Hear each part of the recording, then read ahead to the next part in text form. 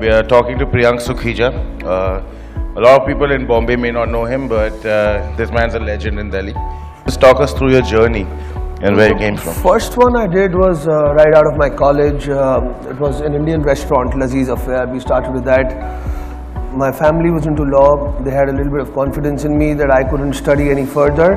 So they funded me for my first restaurant. Luckily that worked.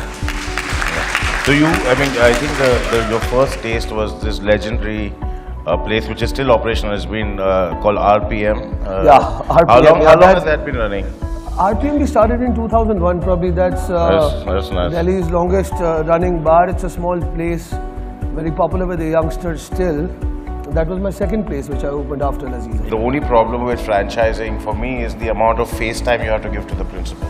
Franchise I've also struggled with. I franchised OTB, I franchised Boombox. So franchise is one thing I've struggled with. It's easier to set it up for the franchise.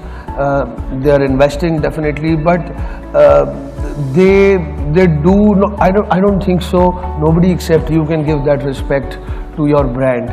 I think what you're doing now is going to be very interesting times for Bombay, and you can actually convert a kind of spread out party scene into a cluster party scene or a block party. I hope Bombay adapts to that. So Delhi people don't reserve.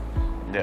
No, they don't. In Bombay they reserve, but there's no reservation. You don't know at 8 how your bar is going to look at 9. You don't know at 11 how your bar is going to look at 12.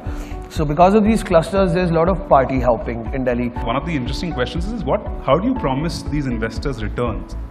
They come in and then you have a life for a restaurant.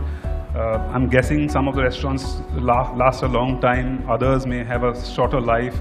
How do these guys get promised returns? So all our models are not only alcohol oriented, but we try to get 50% of our sales from food. As I said, all these bars which turn into night also operate as cafes in the daytime or lunch places in the daytime. It's the same where we do brunches and bar nights.